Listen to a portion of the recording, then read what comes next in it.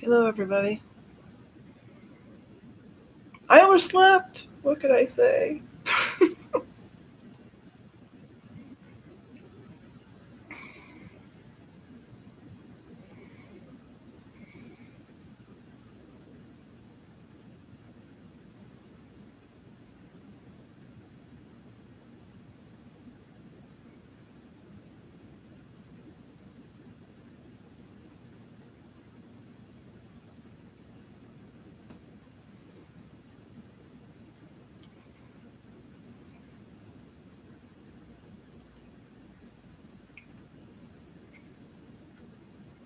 Hi, Cupie.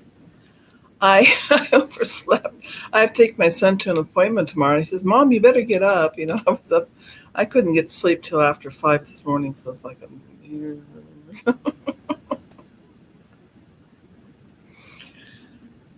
anyway. How are you, Cupie?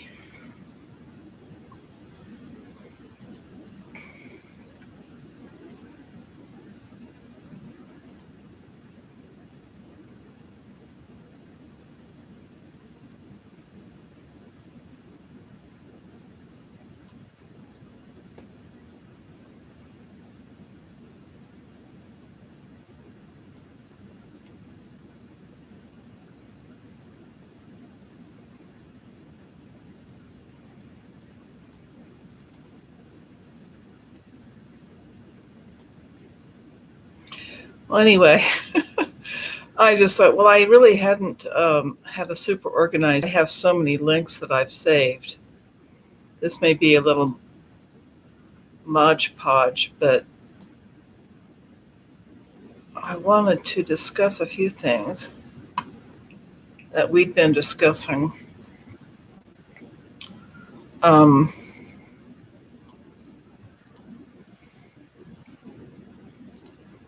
yeah, I want to put you on a mailing list. We wonder why we get so much. We get so much spam. All these mailing lists. Okay, let me see where I can find myself, so I can keep in the chat an eye on the chat.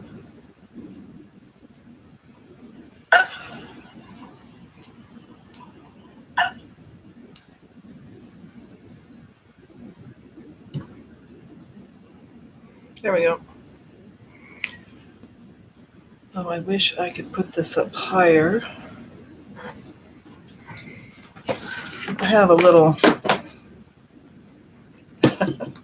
I have a little picked up at Goodwill or somewhere.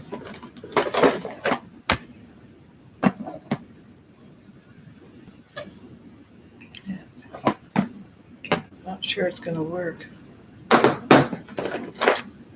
Gotta organize my space a little better. Well, anyway.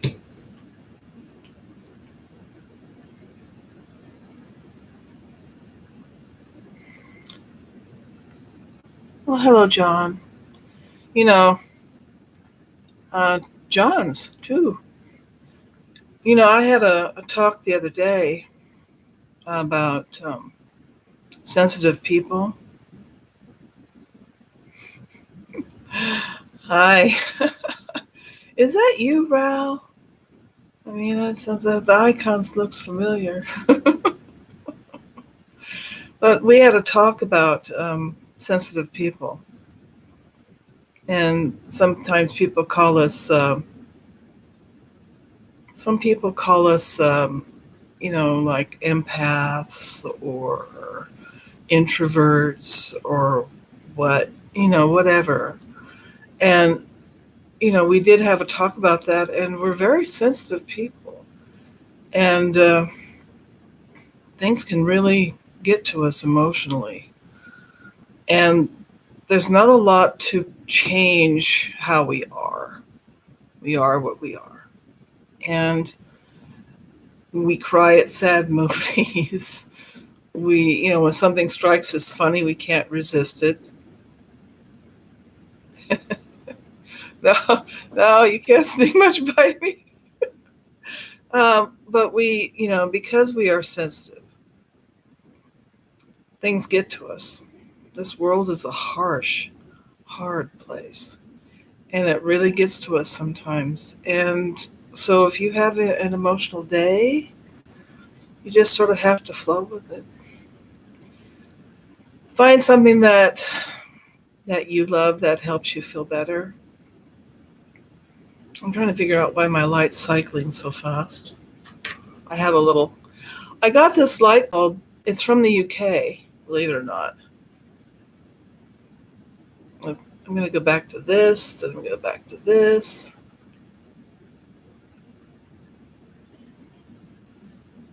I don't know how to slow it down. Maybe this way. It doesn't really come with instructions. It's supposed to be intuitive, I guess. Anyway, if you're a sensitive person, sometimes you have to manipulate your environment in such a way that you can have a little space around you, a little buffer between you and the world. And yeah, and men especially are given a rough rap because they're not allowed to express feelings in our culture. That's just wrong. It's wrong. It's just wrong. Now, not every culture is this way. A lot of cultures allow men to be just as emotionally expressive as women. Um, so it's a real bum thing. It really is. Hi, Zachary. Exactly right. That's funny. Just realized that. uh, you take care, Joan. Okay. Oh. Well, not in my room. Nobody better give anybody any trouble in my room. Dang it. Or we'll, you know, everybody has to be cool and chill here because this is a safe. I feel this is a safe place. This is a safe place. And I want it to be a safe place. You know. But anyway, so if you have days where you just can't interface with people, you just have to sort of accept that about yourself and just have something in your mind. Well, when I get like this, I'm going to do this. Have it already figured out. I'm going to go watch happy movies, or I'm going to go into nature, or I'm going to listen to music that I like, or something like that. Sometimes you have to make plans. Find some quiet time, get away from people. If you're a real empath and you have trouble shielding yourself from negative stuff, you might have to find a way to do that, either through meditation, visualization, or simply just, you know, get some alone time. I think most of us that are like this need alone time, need time where we can just do our thing and not have to be talking to anybody or doing anything with anybody, um, that sort of thing. But anyway, um, I think a lot of you, oh, my nose wants to run.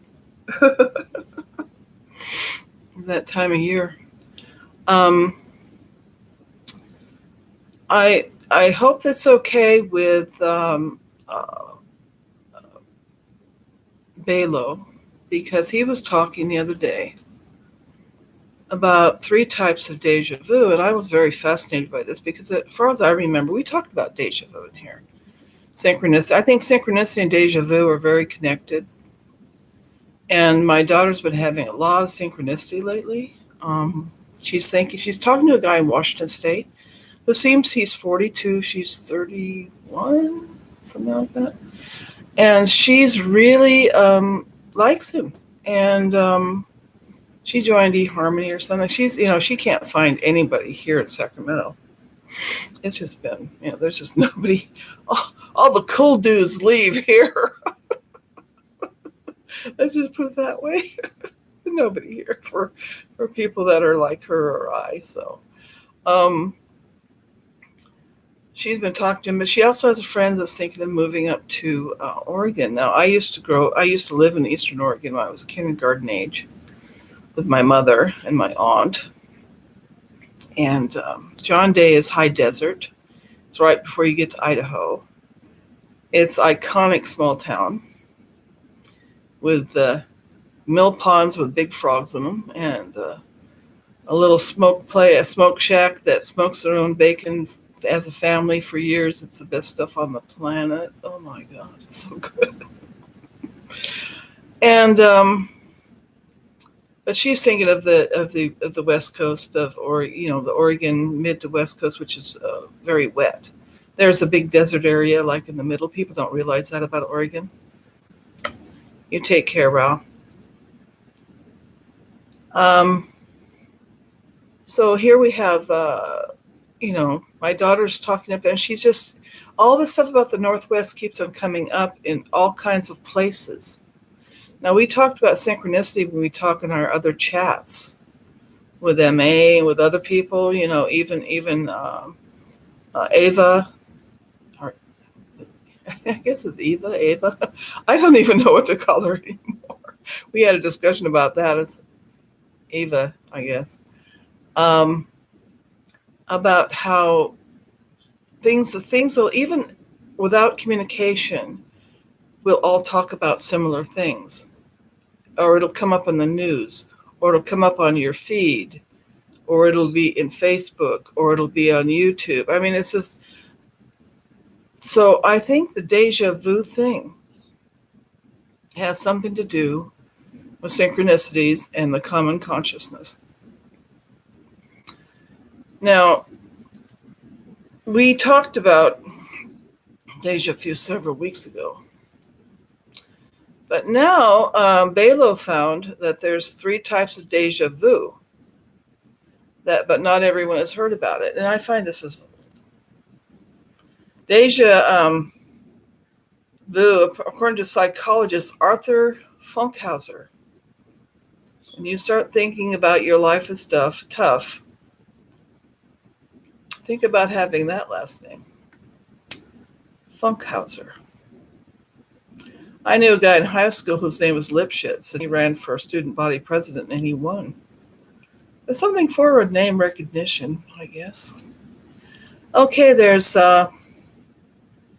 one called Deja Vecu, or Vecu. I don't know which it's modern Latin or classical. That C can be an S sound or a C sound or K sound, which means I have already experienced this. And this is what most people talk about when they're talking about deja vu, is I've already experienced this. Is something, all of a sudden there's an incredible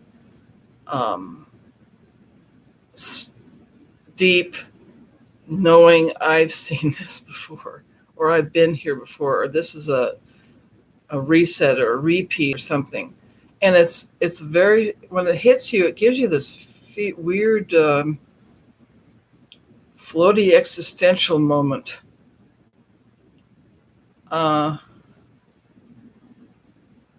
So what exactly is a deja vu experience? It involves more than simple seeing something. So that deja vu means I've already seen this, but deja vu is I've already experienced this. So it's a little more deep and detailed. So that's the deja vu, is I've experienced this before. And there's a possibility that some events will repeat themselves, and they'll be, I mean, we don't have unique looks necessarily. There's always someone in the world that looks a lot like you. I think also we experience things that have happened more than once, because we're terribly unimaginative human beings sometimes. So I mean, deja vu could be actual, genuine, weird experience, or it could be just something that's very similar, something you've experienced. I mean, either way, it's a freaky thing. It's a little freaky anyway. The next one is called Deja Sentai, which has to do with your emotions. which is translated as "I have already felt this." So this is a really weird one, where you could feel something and you recognize the feeling. I don't know exactly where you would put this. Unlike the other two types of deja vu, it says the deja sentai does not include a shade of paranormal and is something completely natural. Epileptic patients often experience deja sentai. Um, but I think that if you're a sensitive person and you're psychic or something, when you feel something that's you felt before and you recognize and understand its meaning, it can be a paranormal kind of thing. Uh, Psychologists and stuff, they look at um, things a little differently.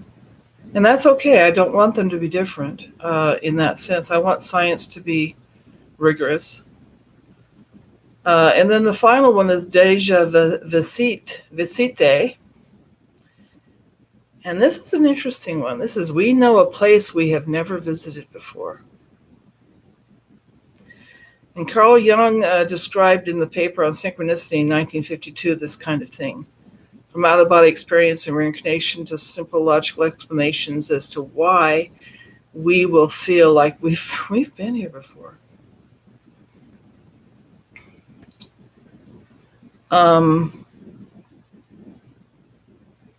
The difference between Deja Vecu and Deja Visite is that the first one is about emotion, the second is about geographical and spatial dimensions. So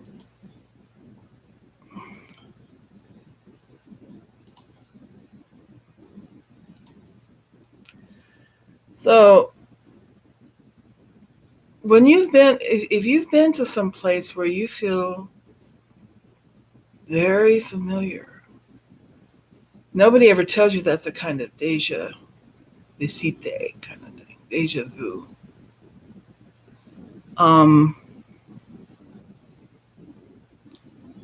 But I mean, I think most of us probably have experienced something like this, where we go to some place and we feel a little creeped out because we feel like it's familiar. And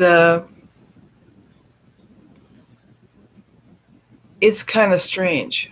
And I think it all ties in. I think people that are sensitive people, empathic people, we experience this kind of stuff a lot more than someone, let's say, who's very grounded into the world we live in and, is more materialistic in that sense.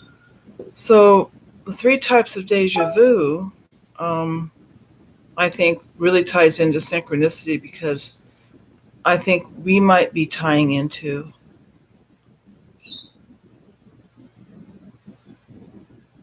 John Austin, 9/11, such a trigger for me. Oh,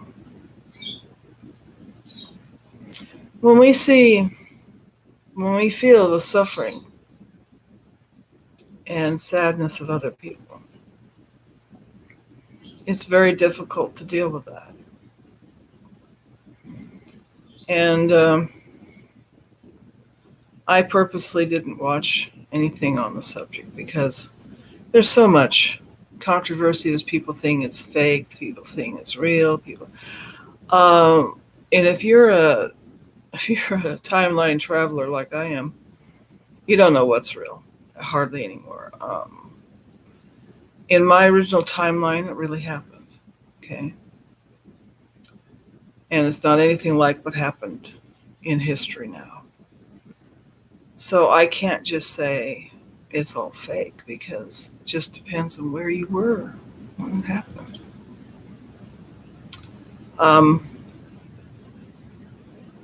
I was working in an office with a bunch of people. One of the women in our office had family in New York, and she was talking to them when it was happening, and it was happening. It was happening. So I think that taking a firm stand anymore. A lot of things is not possible.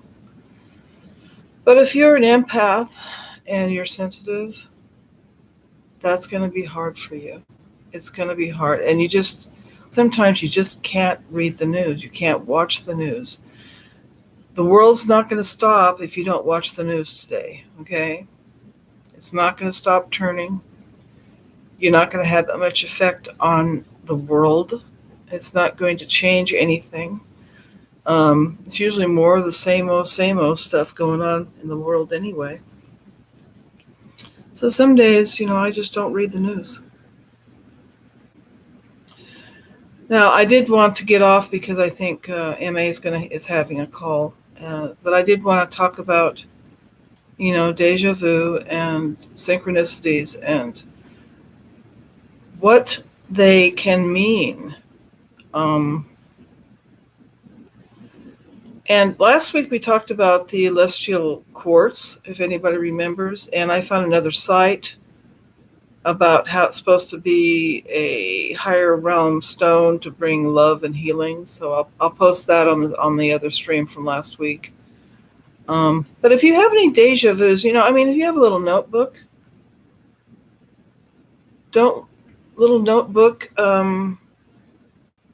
it's not a bad idea to write down little weird stuff that happens to you. Just note it down in a book. Today, this happened. Today, I felt this way. If you're a sensitive person, write down how you feel in your notebook. Sometimes, believe it or not, this really works. You write down how you feel in a notebook. It somehow helps validate your feelings, and it helps you to step outside and become the observer. Some people say those of us who shift are observers. And I always thought the observers are the ones with the black hats and the funny skin. But maybe I should put a hat on. Sometimes if you can become the observer just for a few minutes and observe what's going on around you, it helps to ground yourself. I have a hangnail. And so I'll post that thing on celestial quartz. And oh, really? Are you going to do that to me? I did find an interesting website that I thought would be fun to look at. And it's about NASA, according to Liberty Voice, part of the GuardianLV.com, NASA confirms superhuman abilities gained. And I'm going, really? And maybe we'll talk about that next week, about what are our abilities that we have now. Do we have new abilities now? Have we paid attention to new parts of ourselves that we can use? Arlie was my grandfather's name.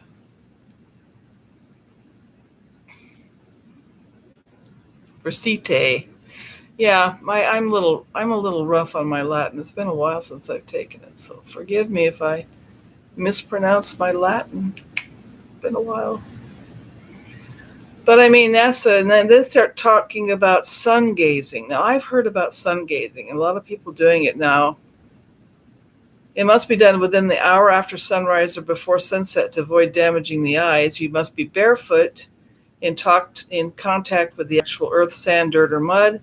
And finally, you must begin with only 10 seconds the first day, increasing at 10-second intervals each day you practice. And I'm trying to think. It's also called sun eating. And I'm trying to think what it's supposed to do for you.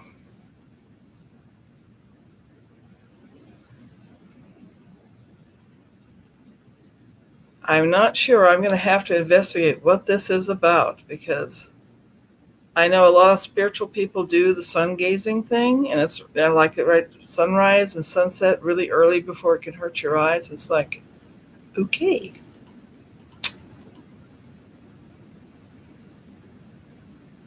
So you're in the center of Washington.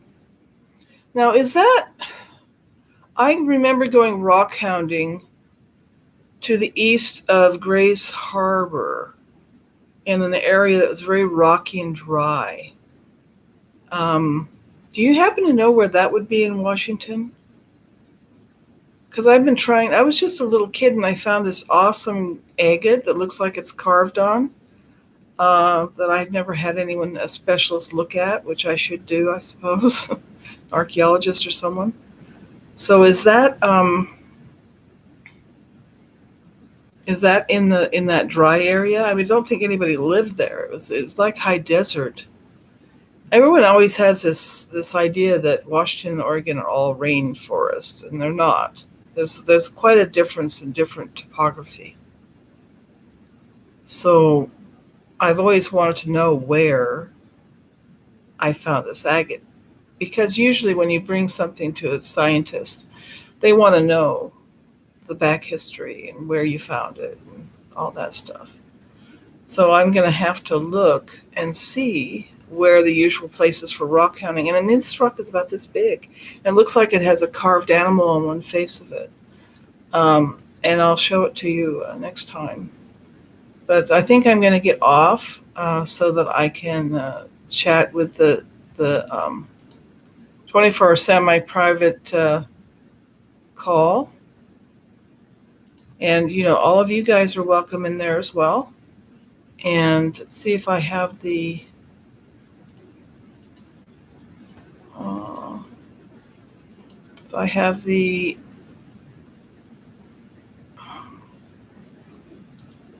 let's see if I have the okay, here it is.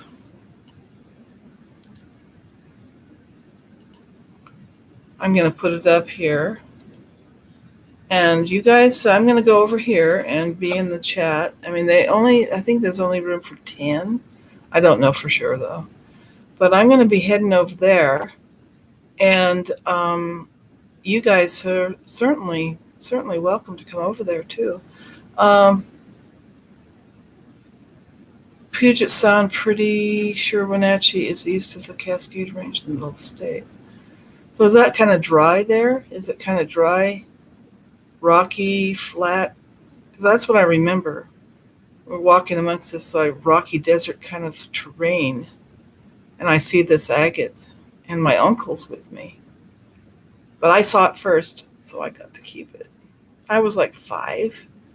When you're close to the ground, you notice things like that. So let's talk about our superhuman abilities next week, and see what happens, and see what new powers we have. It's wet and green right now. Nothing's the same. It's like we're living in this carnival, isn't it? Well, I'll talk to you later. Next week we'll talk about our new abilities. Maybe we'll find out.